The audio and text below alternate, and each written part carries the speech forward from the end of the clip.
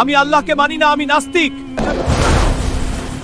একটি জাহাজ সমুদ্রের গভীর নীল জলরাশির উপর দিয়ে ধীরে ধীরে এগিয়ে যাচ্ছিল। ক্যাপ্টেন সাহসী কিন্তু অহংকারে ভরা এবং ক্রু মেম্বাররা আতঙ্কিত চোখে তার দিকে তাকাচ্ছিল। তিনি উচ্চস্বরে ঘোষণা করলেন, আমি আল্লাহকে চ্যালেঞ্জ করছি, যদি পবিত্র কোরআন সত্যি শক্তিশালী হয় তাহলে দেখায় দিন। ক্রু মেম্বাররা কিছু বলতে পারল না, শুধু ভয়ে থমকে দাঁড়ালো। মুহূর্তের মধ্যেই ক্যাপ্টেন পবিত্র কোরআনকে সমুদ্রে নিক্ষেপ করে দিল। পানি বুদবুদ করতে লাগলো, বাতাসে অদ্ভুত আলো ছড়িয়ে পড়ল। সমুদ্র যেন জীবন্ত হয়ে উঠল। ঢেউয়ের প্রতিটি অংশ আলোকিত হয়ে ধীরে ধীরে নড়তে লাগলো। বাতাসে হালকা ঝাপসা ঘ্রাণ এবং সূর্যের আলো পানিতে প্রতিফলিত হয়ে এক রহস্যময় পথ তৈরি করলো। ক্রু মেম্বাররা হতভাগ হয়ে একে অপরের দিকে তাকালো। কেউ বিশ্বাস করতে পারছিল না এটা বাস্তব নাকি স্বপ্ন। ক্যাপ্টেন হাসছিলেন, কিন্তু চোখে ছিল উত্তেজনা আর ভয় একসাথে। পানি আগে যা সাধারণ মনে হচ্ছিল হঠাৎ করেই ঝলমল করতে লাগলো।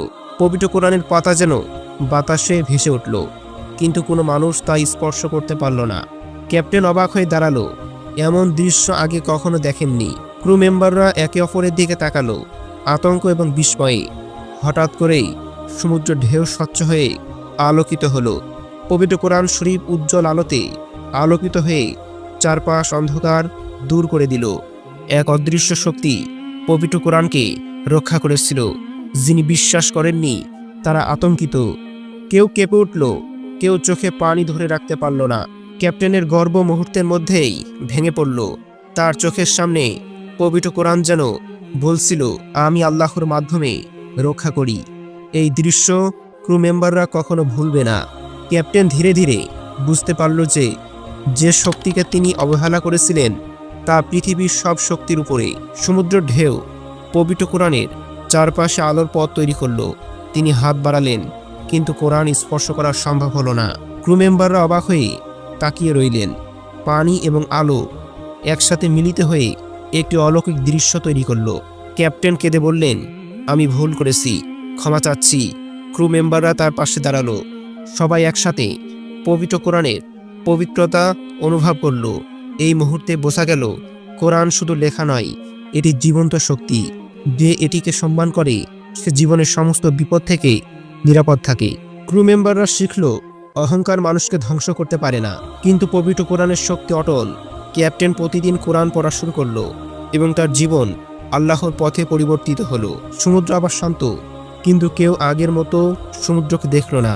সবাই বুঝল, আল্লাহর শক্তি পবিত্র, উপস্থিত, অদৃশ্য হলেও সর্বশক্তিমান।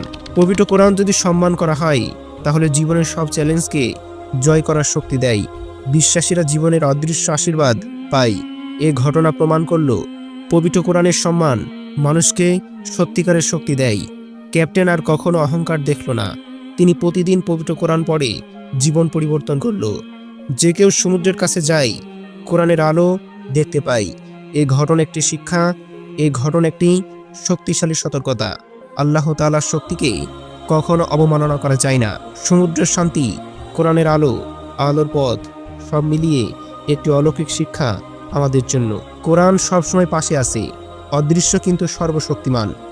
যে হৃদয় বিশ্বাসী সে এই আলোতে পথ খুঁজে পাবে।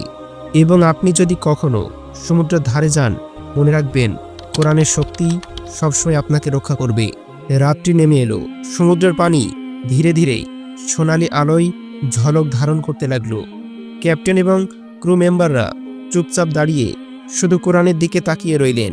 হঠাৎ আকাশ থেকে একটি হালকা আলো সমুদ্রের পানিতে পড়ল, আর পবিত্র কোরআন নিজেই যেন সে অলৌকিককে, সে আলোকে ধরে রাখছিল। এই মুহূর্তেই সবাই অনুভব করল, আল্লাহর শক্তি এত গভীর যে এটি চোখে দেখা যায় না, শুধু হৃদয় দ্বারা উপলব্ধি করা যায়। ক্যাপ্টেনের চোখে অশ্রু আর হৃদয়ে অনন্য ভয় আর শ্রদ্ধা জন্ম নিল। সমুদ্র ঢেউ আর পবিত্র কোরআনের আলো একসাথে মিলিয়ে এক অনন্য আলোর পথ তৈরি করলো, যা যেন জানিয়ে দিচ্ছিল। ক্রু মেম্বাররা এবার বুঝল, এটি শুধু একটি শিক্ষা নয়, এটি জীবনের অভিজ্ঞতা যা আমাদের জন্য চিরকাল স্মরণীয় হয়ে থাকবে। তারা হাত মিলিয়ে একে অপরকে বলল, আমাদের জীবন এখন থেকে কোরআনের আলোয় চলবে।